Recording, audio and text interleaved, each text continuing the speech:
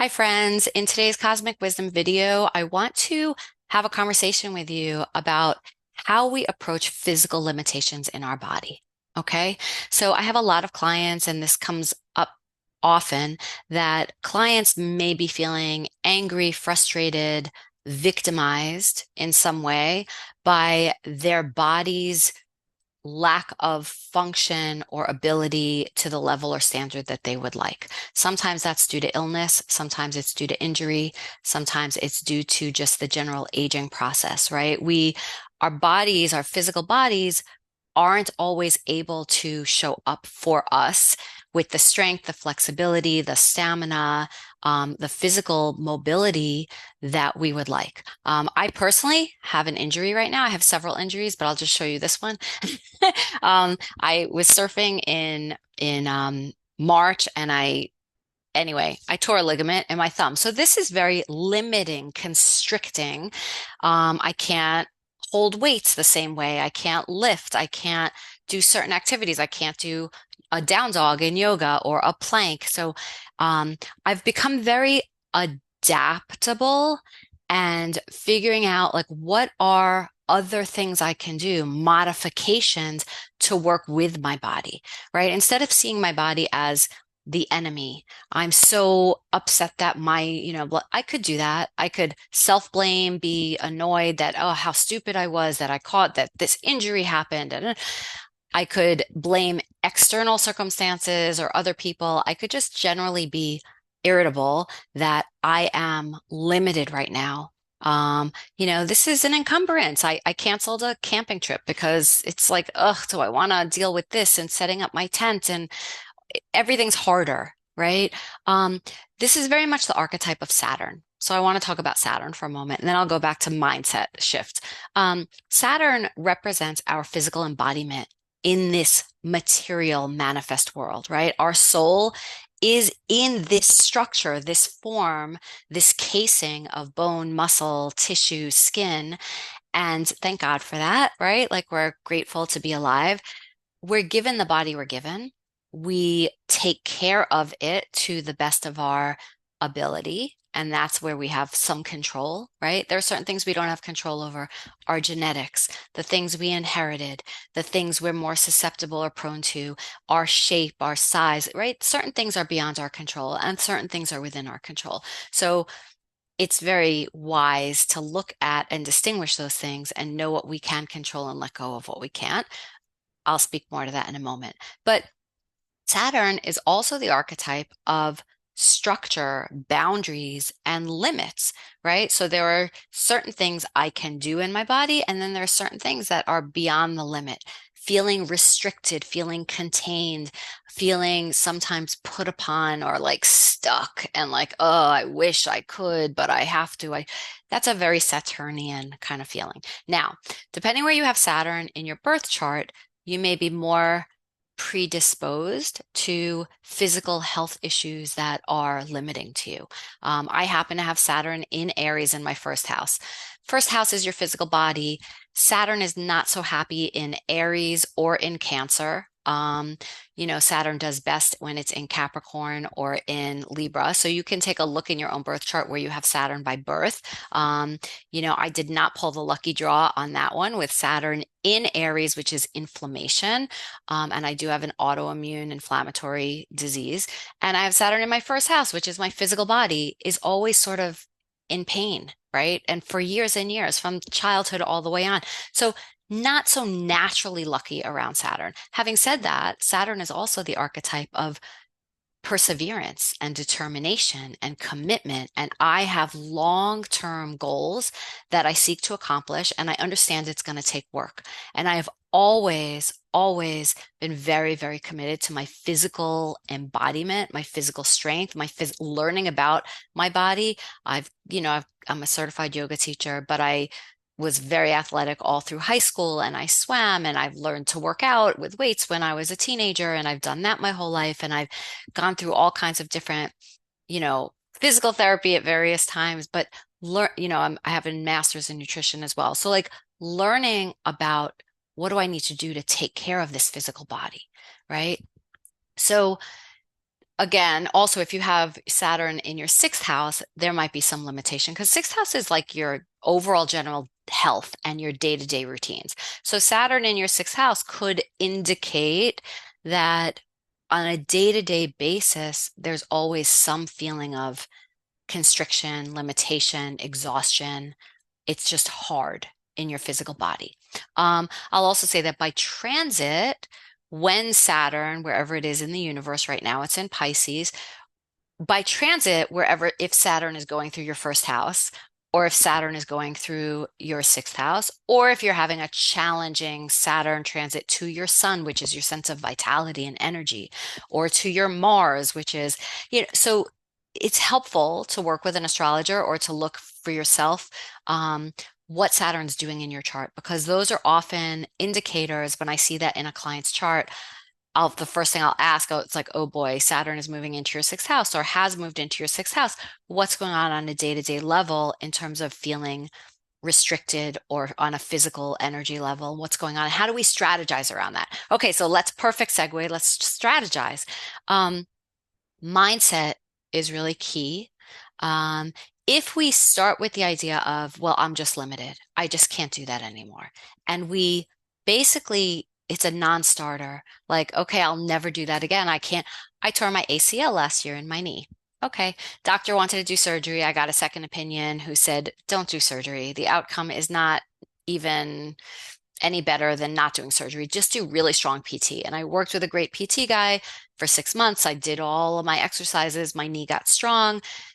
It's maybe 90%, but I'm working with a limitation of a knee that's 90%. So there are certain things I can and can't do with that limitation, but I'm not quitting.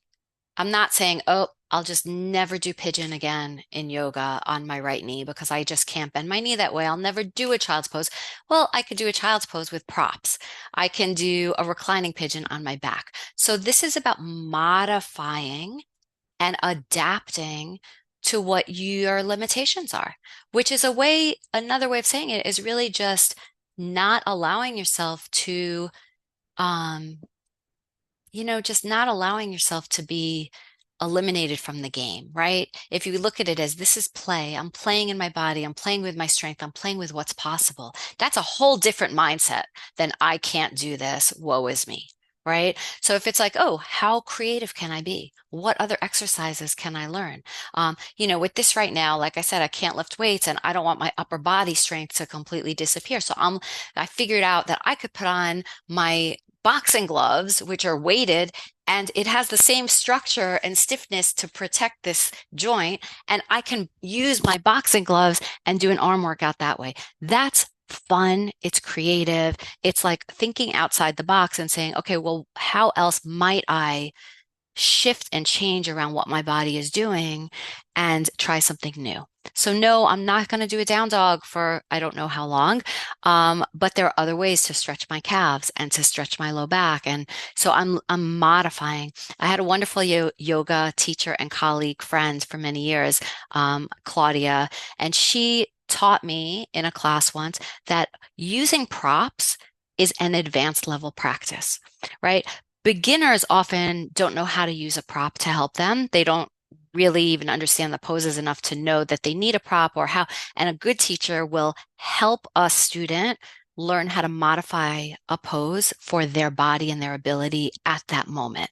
Um, the more advanced you are, the more you're aware in your own body where you need support, what kind of support you need, how to set yourself up to adapt any pose or practice to what your body needs. That is an advanced level practitioner. So, as a metaphor, even for life in general, we can learn how to adapt and modify what we choose to engage with, how we engage with it around what our actual real issues are in the moment that may be limiting or constricting us. And then instead of feeling victimized, we feel like, oh, I'm actually now kind of doing something different that I wouldn't have done otherwise. And that can actually enhance my health in other ways. So I would love to hear from you. Like, what if you care to share in the comments or shoot me an email? Like, how do you generally feel when you're kind of limited in your body? And what have you done? Like, sort of, what are your hacks? What's your approach? How have you shifted and changed around your interests and your physical pursuits to stay well? Um, I want to say one other thing, which is it's a kind of cliche idiom. You can agree or disagree. I'm not even sure if I'm 100% in agreement or not, but I think it's worth us thinking about. So, two things. One is this idea of use it or lose it, right? If we're not using our physical body, we're going to lose that ability, that strength, that access to our body. So even if it's harder, even if there's some pain, and again, I'm not giving medical professional advice. Speak to your doctors, speak to your physical therapist. You're not trying to be in pain to injure yourself worse, but sometimes there's pain involved in moving past an injury or healing something on a physical level. And if we avoid that completely and say, well, this just hurts, it's just too hard, I'm just not going to do it, we're going to lose more and more and more function. The same is true cognitively. Neuroplasticity and all the neuroscience now is showing like if we don't use all the synapses, if we're not growing on different levels by learning new things, which of course, lifelong learner, coach is all about personal growth, personal development, then we actually lose it. We lose our ability to make new connections, to synthesize new information. So we have to constantly be challenging ourselves. So that's one thing. And the other thing is, again, take it or leave it, but this idea that it's always better to do something than do nothing, right? So even if we're limited and I can't do exactly the intensity or the exercises that I want to be doing, anything I do is better than not doing anything, right? So I'm not able to bike. I got a bike all set up for the summer. I was so excited to go out with my partner and do rides and build up my biking stamina. And, then this happens and I'm like, well, I can't really put the pressure on it and I can't grip the handlebar. I'm not going to bike this summer. So instead, I started doing some really fun workout videos. I'm doing like reggaeton dance videos, which are super hot, sweaty, moving. It's really fun. It's different. I wouldn't have had a reggaeton cardio dance summer if I'd been out biking, most likely. So there's a way to embrace whatever conditions life is giving us in a moment and do our best with it. Very last astrological thing for you, I want to just mention that the sun is moving into Leo on July 22nd. Happy birthday, all my Leo babies. Venus is in Leo right now. Venus shows us what we love and value. Leo is like this heart-centered, generous, bright, energetic, vital, bold, courageous kind of energy. It's also very playful. So I hope you're having some fun and playing and letting yourself shine. All of this conversation about limitations in our body can often kind of make us smaller so that we feel like we don't have vitality, we don't shine. And I'm here to encourage you to just find other ways to feel energized and to express that in your body. The other thing I want to mention is that Mars is moving into Gemini. July 20th, Mars is about action and energy. And yes, let's go. Let's just do it. I've got goals and I'm going to fight for it. And I'm going to really just jump in. And Gemini is about, it's this mutable energy of like, okay, I'm going to try this and then this and this and this. And I'm going to learn different things and I'm going to be open to new ideas, new possibilities. So Mars and Gemini is another really good time to say, how else can I be in action, energizing my body, right? Even though it might not be ways that I used to or ways that I want to, my favorite kind of go-to exercise, like how else can I just get in there? So I hope this is inspiring. I would love to hear from you and I'll see you again soon.